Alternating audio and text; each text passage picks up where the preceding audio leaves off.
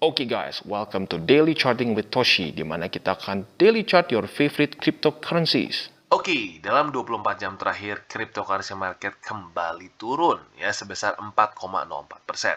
Dengan total market cap mencapai 1,71 triliun US dollars. Dan kita bisa lihat untuk Bitcoin penurunan sampai ke 37.759 dolar. Artinya apa? Dia mulai memecahkan struktur nih secara dikit-dikit. Semoga saja nggak keterusan sehingga jebol lagi ke bawah ya. Dan itu merupakan penurunan sebesar 4,34%, untuk Ethereum sebesar 5,38%, untuk BNB sebesar 4,69%, dan seterusnya. Nah, buat kalian yang sudah beberapa nanya mengenai Phantom nih ya, ada berita yang cukup bikin lumayan deg-degan ya, di mana Andre Cronje dan satu lagi gue lupa siapa namanya sayangnya nantilah kita ini ya, itu sekarang sudah memutuskan untuk keluar dari Phantom dan juga Yearn Finance ya kalau untuk spesifiknya si Andre Cronje ini ya, dan otomatis Phantom langsung boom turun. Nah, tetapi itu kemungkinan besar gue akan bahas atau update di satu video spesifik supaya lebih jelas dibandingkan kalau di DCWT. Kalau di DCWT ujung-ujung nanti terlalu panjang. Kalau terlalu panjang juga jadi pusing ya. Jadi buat kalian yang menunggu berita mengenai Phantom, bisa tunggu ya, mungkin gue upload hari ini, mungkin besok ya. Nah, sekarang kita lanjut lagi dulu ke Bitcoin. Nah, untuk Bitcoin kita bisa lihat bahwa close daily-nya nggak bagus ya. Kemarin di sini seperti ada sedikit harapan di mana dia masih membuat higher low ya di sini. Kita bisa lihat high, higher low, higher high, higher low. Tetapi kemarin jebol ya, turun.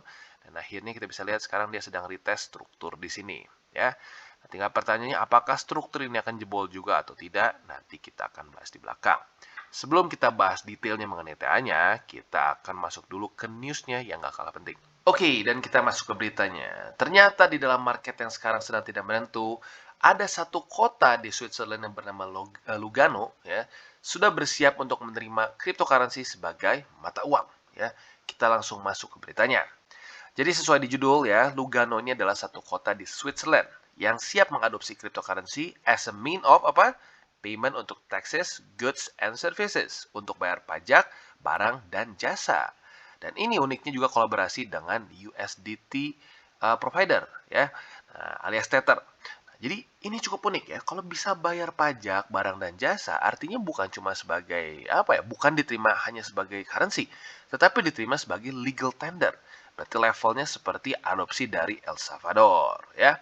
Dan buat kalian yang belum tahu juga, Swiss ini dibagi menjadi beberapa provinsi tentunya ya. Nah, yang mengadopsi ini si Lugano ini adalah Italian speaking province ya, alias provinsi yang berbahasa Itali. Jadi ya buat kalian yang sudah tahu pasti ya tahu lah. Biasanya ada 3 bahasa yang cukup sering dipakai di Swiss. Itali justru lebih ke minoritas ya. Yang lebih banyak dipakai itu adalah bahasa Jerman, itu pun Jermannya Swiss ya, sedikit berbeda logatnya. Dan yang kedua adalah Prancis.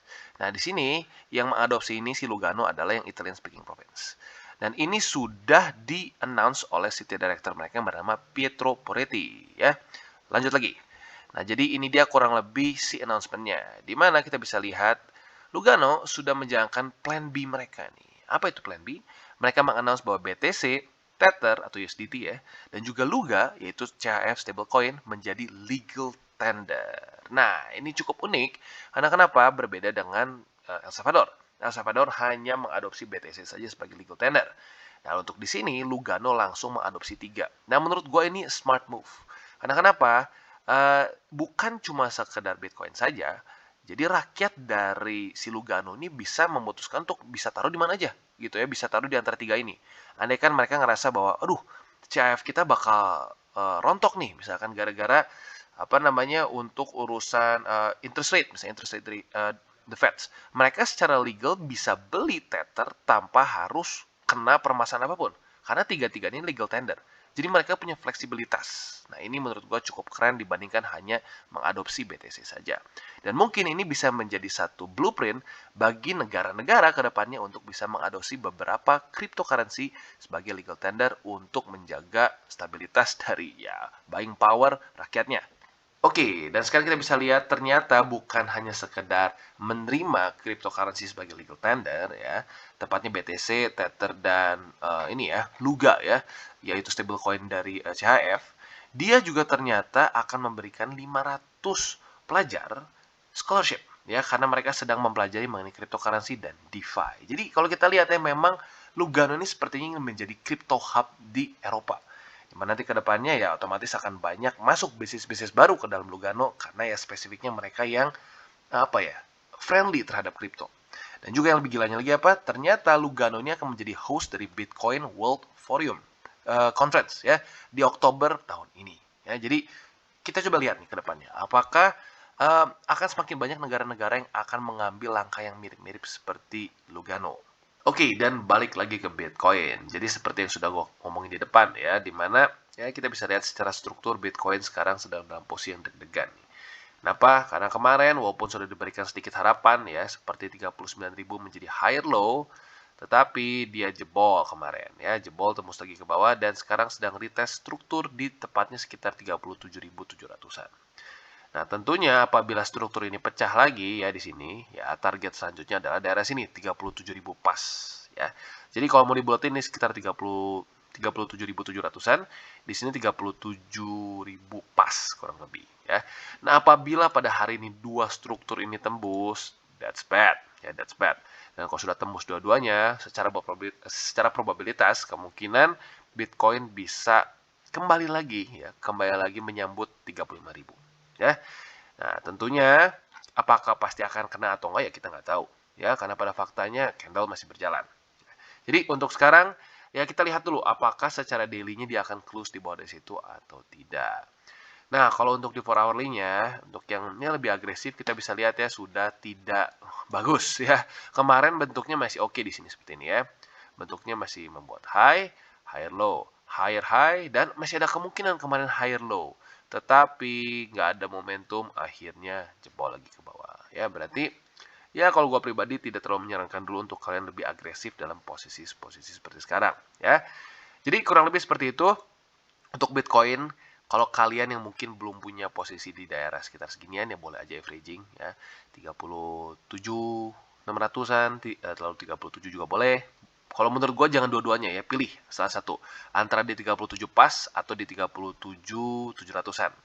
Atau kalau kalian yang merasa bahwa wah ini secara struktur kayaknya nggak terlalu bagus dan mungkin aduh peluru gua nggak terlalu banyak, mendingan gimana? Ya udah play safe aja. Kalian bisa saja pertimbangkan taruh di 35.000 gitu ya. Dan yang mungkin intinya yang menjadi penting adalah dalam posisi sekarang ini masuknya sideways jujurnya ya, lebih masuk ke sideways di mana BTC pun masih bingung gitu. Ini mau lanjut atau enggak? Karena yang mungkin salah satu alasannya adalah sangat dekat sekali kita ke the Fed ya, interest rate nih. Jadi mungkin ya apabila kalau the Fed sudah keluar hasilnya, ya bukan keluar hasil maksudnya, hasilnya keluar sih. Tepatnya kalau udah interest rate-nya terjadi pada nanti pertengahan Maret, kalau market mungkin nggak terlalu parah, bisa lanjut lagi ke atas. Tapi kalau makin jebol, membuat lower low ya, tembus dari 35.000 daily close-nya, ya kemungkinan besar akan lanjut ke 30.000 ya. Tapi gitu, untuk detailnya mungkin video mengenai skenario-skenario BTC nanti gua akan bahas di video terpisah lah ya. Jadi for now kurang lebih seperti itu dulu untuk BTC. Oke, dan selanjutnya Atom. Ya, Atom semakin mendekati ke daerah $26 lebih 61 sen. Dimana ini sudah kita bahas di DCWT kita kemarin ya. Ini adalah satu struktur yang sebenarnya cukup bagus sebagai support ya. Sejak pada tanggal 17 November, berkali-kali dia berusaha memantulkan harga Atom. Biasanya jebol kalau BTC ngambek ya. Ini waktu itu dia masih bisa bertahan, BTC ngambek, boom ya. Tapi lucunya apa? Berhasil lagi, anehnya gini ya. Waktu dia menjadi resisten, cenderung gampang ketembus. Tapi waktu jadi support, kuat gitu ya. Sekarang ya harapan kita dia akan lagi support nih ya. Semoga saja saat dia berubah menjadi support ini kembali lagi menjadi penopang bagi harga Atom ya. Jadi untuk sekarang bagi kalian yang belum punya posisi di daerah $26 lebih 61 sen boleh pertimbangkan. Tapi kalau lu udah punya dari dulu-dulu daerah sini ya sudah bisa skip gitu ya. Jadi kurang lebih seperti itu untuk kalian yang ingin ambil posisi di Atom atau Cosmos ya, quite simple. Dan ya otomatis harapan kita adalah ya terpantul lagi di sini jangan sampai kapitulasi. Dan menurut gua ini kayaknya kalau sampai kapitulasi seperti ini akan dibantu oleh Bitcoin ya. Oke, dan lanjut ke Matic. Untuk Matic kita bisa lihat dia sebentar lagi ya, bukan sebentar lagi, mungkin ya gini lah. Makin mendekati ya kata-katanya lebih tepatnya. Makin mendekati membuat lower low. Ya lower high udah terjadi di sini. Lihat sudah high, lower high, dan lower high. Artinya apa? Ya bearish ya. Sekarang kemarin tuh udah membuat lower low di sini, lower high. Nah, sekarang semakin mendekati ke lower low lagi. Nah, berarti artinya apa? Ya kita bisa lihat weekly-nya, boom. Ya. Kemarin technically masih close di ini sih, ya jujurnya sih mepet guys ya. Jujurnya ini jelek close-nya kalau mau ngomong ya. Jadi kalau gua pribadi sih dalam bentuk candle yang seperti ini dan juga dia opennya di bawah dari MA50, ya target gua kena sini deh ya. Apalagi kalau BTC tambah ngambek mungkin kenanya gampang banget ya. Jadi buat kalian yang tertarik untuk averaging matic bisa saja targetkan di daerah $1 lebih 12 sen for now ya. Dan kalau untuk di daily-nya, ya struktur yang sebenarnya penting ya ini sedang di retest sekarang ya daerah $1.40. Kalau sampai dia mulai lagi lower low, close daily di bawah dari sini, ya sudah siap-siap ya targetnya benar-benar menuju di daerah sini. Ya. Jadi kurang lebih seperti itu untuk Matic. Dan mumpung kita masih baru mulai, gua akan ingatkan sekali lagi bahwa DCWT ini bukanlah financial advice. Itu yang pertama. Dan yang kedua, ini bukanlah bagi-bagi sinyal. Sekali lagi, tujuan dari daily charting ini adalah untuk membiasakan para subscriber gue untuk bisa charting. Oke, dan selanjutnya Polkadot. Nah, Polkadot nih kita update lagi sekarang ya. Nah, kalau Polkadot itu kan sebenarnya kalau di daily jelas banget ya, kelihatan dia sejak tembus MA200 pada tanggal ya sinilah ya, tanggal 9 Desember, dia seperti tidak punya momentum untuk kembali lagi ke atas. Apalagi diperparah setelah terjadi death cross di sini ya. Death cross dia ada rally dulu, retest, boom, kapitulasi di sini ya. Dan kita bisa lihat high, lower high, lower high, dan lower high, lower high, dan lower high. Ya, artinya apa? Ya, gampang seperti yang gue bilang gitu. Kadang-kadang orang bikin TA tuh suka ribet gitu ya. Wah, ini pakai rasio ini, rasio itu. Ya, banyak banget ujung-ujungnya. Ya, lihat aja dia masih lower high, lower high, lower high, membuat lower low, lower low, dan lower low. Ya, udah turun gitu loh ya. Jadi kalau gua sih ya cara paling gampang buat ngelihat apakah kemungkinan besar satu aset akan bisa reversal atau tidak adalah ya dia membuat higher high dan higher low nggak sih? Kalau dia belum buat higher high dan higher low, ya sudah gitu, masih bearish gitu ya. Jadi untuk sekarang kita bisa lihat dia semakin mendekati ke daerah $10 lebih 89 sen ya. Dan ya kalau sampai ke daerah situ, harapan kita tentunya adalah menjadi double bottom gitu ya. Nah buat kalau sebenarnya gini, kalau orang ngomong ini double top nggak? Ada yang bilang iya, ada yang bilang enggak tentunya ya. Yang bilang iya tentunya akan bilang, ya pokoknya lihat nih, ini 2 kali naik ke atas. Ya, maka akan pasti double top. Nah, kadang-kadang itu yang suka bikin pusing itu kalau kata-kata pasti gitu ya.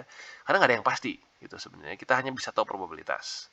Nah, kalau ngomong ke camp orang yang bilang, enggak ini bukan double top nih. Kenapa? Karena di sini ya, head keduanya gitu ya, top keduanya itu lebih tinggi daripada di sini ya.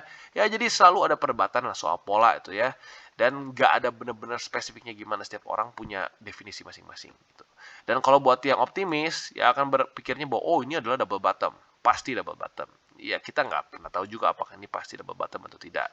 Yang kita bisa lihat adalah ada probabilitas ini bisa jadi double bottom gitu ya. Nah, sekarang kita lihat nih, probabilitasnya akan semakin besar untuk ke daerah $10 apabila daily close dia di bawah dari $15 lebih 93 sen. Ya, atau ya saja di bawah 16 lah ya, mulai 15. Ya, pokoknya di bawah sini deh ya, gampangnya tuh ya, secara visualnya tuh di bawah dari sini. Kenapa? Karena lagi-lagi kalau sampai dia close di bawah situ, dia membuat lagi lower low, ya. Udah sesimpel itu aja. Selama dia masih terus buat lower low, ya akan turun terus gitu loh, ya. Jadi kurang lebih seperti itu untuk Polkadot. Dan apa namanya untuk averaging gue pribadi dalam struktur yang jelek ya, jujur ini jelek ya kayak gini ya. Ya jelek kalau buat yang ini ya cuma buat akumulasi, tapi kalau buat yang nge-short sih enak-enak aja. Ya kalau gue pribadi akan hold sih, bukan hold, maksudnya gue akan hold dulu untuk averaging gitu misalnya. Gue akan tunggu sampai antara dia membuat higher high dan higher low di sini, atau sekalian kapitulasi ke daerah $10 ya. Jadi kurang lebih seperti itu untuk Polkadot. Oke, dan permainan pingpong dari XRP masih berlanjut ya. Kita bisa lihat sudah dari sejak tanggal 25 Februari dia masuk ke antara 50 dan 20. Berkali-kali ini terpantul-pantul ya, 20 memukul, 50 memukul, 20 memukul lagi. Pelan-pelan turun, dipukul lagi 50, ya seperti itulah ngakak ngelihatnya ya. Tapi ya nggak apa-apa, mendingan gini kadang-kadang dibandingin terus-terusan membuat lower low ya. Jadi untuk sekarang Matic sebenarnya masih sama sih kayak kemarin kalau bisa dibilang ya. Apakah dia akan jebol lagi si 50-nya dan membuat lower low atau tidak gitu ya. Dan sesuai dengan kemarin juga gue bilang, XRP lebih ke tergantung sama BTC ya. Kalau BTC lanjut lagi turun, ya gue bilang yang menang adalah EMA20 dan benar ya, BTC turun lagi yang menang adalah EMA20. Tapi lucunya apa? Di waktu bersamaan juga 50-nya nggak mau kalah gitu loh. Jadi ya mungkin bisa dibilang dalam kondisi sekarang XRP ini galau gitu loh, galau. Siapa yang mau menang gitu loh. Karena sebenarnya kalau mau dibilang momentum bearishnya pun udah dapat gitu dari BTC-nya. Tetapi dia masih belum mau membuat lower low di sini, tembus struktur di sini. Jadi that's kind of good, ya.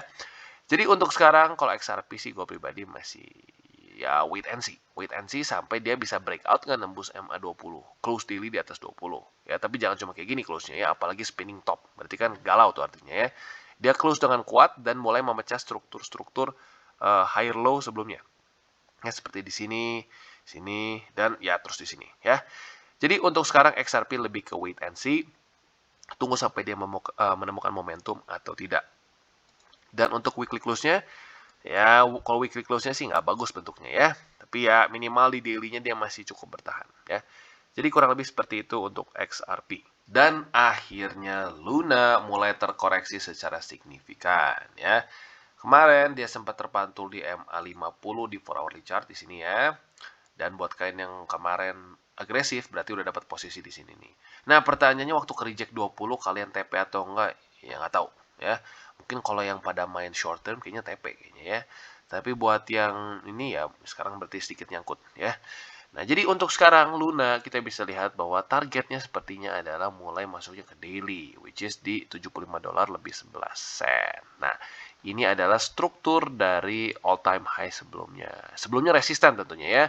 2 kali ke reject, double top, dan turun ya. Ini terjadi pada Desember 2021-an. Nah, setelah dia turun, lalu pada tanggal 19 Desember dia tembus. Dia tembus ke atas dan seperti yang kita tahu, satu resisten yang cukup kuat bisa berubah menjadi support apabila tertembus dengan cukup kuat ya. Di sini cukup kuat ya. Nah, lalu setelah di sini dia mulai ada satu retest, sehari 2 hari ternyata jebol lagi ke bawah ya. Jadi sebenarnya dibilang super kuat banget sih ya nggak juga gitu ya, nggak sekuat kayak si Atom nih. Kalau Atom kan gila nih ya, berkali-kali mantul di sini gitu ya. Tapi ya not bad lah gitu si Luna, beberapa kali terpantul di daerah sini gitu. Tapi nggak sekuat si Atom. 1, 2, 3, 4, 5, 6, paling ya 6, 7 lah di daerah sini mungkin diperbutin ya. Jadi untuk sekarang kalau gua pribadi ada buy limit di sekitar $75 lebih 11 sen. Nah, tapi buat kalian yang lebih konservatif lagi mungkin bisa udahlah gue tunggu aja di MA20 ya, which is itu juga oke. Atau mau lebih konservatif lagi tunggu sampai terjadi confluence lebih kuat, MA20-nya mendekati ke sini dan sama-sama memantulkan harga si Luna gitu ya. Jadi kurang lebih seperti itu untuk Luna, dan kalau kita lihat weekly close-nya Luna, not that bad sebenarnya ya, considering dari yang altcoins lain. Dan kalau kita lihat ya weekly-nya kemarin tuh sampai deket banget ke all time high gitu. Ini jadi memang aneh nih si Luna ini ya. Jadi untuk struktur weekly tentunya dia one of the best ya. Mungkin the best sekarang dalam cryptocurrency market, masih di atas 20, 50 masih jauh, 200 wah bahkan belum keluar di sini ya. Jadi ya intinya apa? Untuk sekarang Luna still looking strong ya. Tapi ya siap-siap dengan koreksi ya. Nah, koreksinya ya antara bisa ke 75 berhenti di sini mungkin atau ke 20 ya. Untuk sekarang seperti itu dulu. Nah, mungkin yang menjadi pentingnya adalah kalau bisa saat dia ke 75 jangan sampai dia keterusan. Kalau keterusan sampai mulai close daily di bawah dari 72, ini sedikit concerning. Karena kenapa? Technically speaking, dia mulai memecah sedikit struktur. Gitu. Walaupun ya kecil sih struktur, tapi ya bagusnya tuh Luna nggak sampai dia close di bawah dari $72 ya. Jadi kurang lebih seperti itu untuk Luna. PR-nya adalah ya kalau bisa kalau sampai dia ke daerah 75 langsung aja mantul ya. Dan PR kedua ya kalau bisa kalau sampai nembus jangan sampai ini loh, jangan sampai daily closing di bawah dari 72. Nge-week aja ke situ nggak apa-apa. Tapi kalau close di bawah situ, technically speaking strukturnya mulai sedikit pecah. Oke, dan selanjutnya BNB. Untuk BNB kita bisa terlihat dengan sangat jelas ya, dia benar-benar ke reject oleh MA20 di sini. Jadi waktu kemarin pada tanggal 5 Maret dia sempat menemukan sedikit momentum lagi ke atas, tetapi kita bisa lihat langsung di reject ya. MA20-nya berubah jadi tukang pukul sekarang. Nah, untuk sekarang kita bisa lihat good news-nya apa? Ya, good news-nya minimal dia masih mempertahankan struktur. Ya, dia nggak tembus dari daerah 360 atau di daerah 356. Ya, itu good news-nya. Nah, tapi tentunya itu bisa dengan gampang berubah apabila Bitcoin kapitulasi lagi ke daerah 35 mungkin, atau kalau apalagi kalau sampai ngomong ke 30.000 ya. Kalau sampai ke 30.000, menurut gue ya BNB pasti akan ikutan kapitulasi dan pasti membuat lower low ya. Jadi untuk sekarang bisa dibilang kondisi kondisi BNB masih cukup tergantung dengan BTC. Ya, apabila BTC masih terus seperti ini ya, di bawah dari 40.000 lagi ya. Dulu kan PR-nya sayangnya apa ya? Bikin galau nih ya. Kita kasih PR tembus 40.000, tembus sampai ke 45.000. Tapi ternyata nggak kuat, turun lagi, ujung-ujung di bawah lagi 40.000. Nah, jadi selama Bitcoin masih galau, altcoins akan cenderung lebih parah galaunya. Kecuali mungkin ya Luna dalam kasus ini. Tapi baik lagi, Luna ini exception jujurnya ya. Secara garis besarnya rata-rata kebalikannya. Mereka performanya buruk. Altcoins itu worse than BTC. Kalau secara historically di bawah dari bull support band si BTC ini ya. Tapi kalau BTC di atas dari bull support band, altcoins cenderung performanya baik ya, bahkan bisa outperform berkali-kali dari BTC. Nah, mungkin itu salah satu penyebabnya kenapa banyaknya orang ngapain BTC, lihat bolot gini gitu. Karena kenapa kebanyakan mungkin orang invest kripto itu baru-baru gitu loh. Invest kripto itu kesannya selama sepanjang karir mereka lah gitu kesannya dalam trading kripto itu saat BTC di atas bull support band. Maka dari itu seringkali altcoins terlihat seperti jauh lebih baik untuk dibeli gitu loh. Nah, sekarang orang-orang yang mungkin merasa bahwa buat apa beli BTC dan lain-lain, ya sekarang sedang merasakan kejamnya BTC kalau sedang di bawah bull support di bawah bull support band. Karena saat di bawah dari situ alts cenderung berdarah-darah lebih gila gitu ya. Jadi kurang lebih seperti itu untuk BNB dan mungkin sedikit reminder dari kenapa gua pribadi ya walaupun altcoin gitu ya banyak yang project-projectnya bagus ya. Tapi gua nggak untuk sekarang gua belum ada altcoins yang mengalahkan posisi BTC dan ETH gua. Itu karena kenapa ya? Ini dia alasannya. Karena gua selalu berpikir resiko dulu baru kemungkinan profit gitu. Oke guys, sekian dari segmen Daily Charting with Toshi. Apabila segmen ini bermanfaat, boleh share dengan teman-teman dan jangan lupa untuk like, subscribe, klik the bell icon, dan see you on the next videos.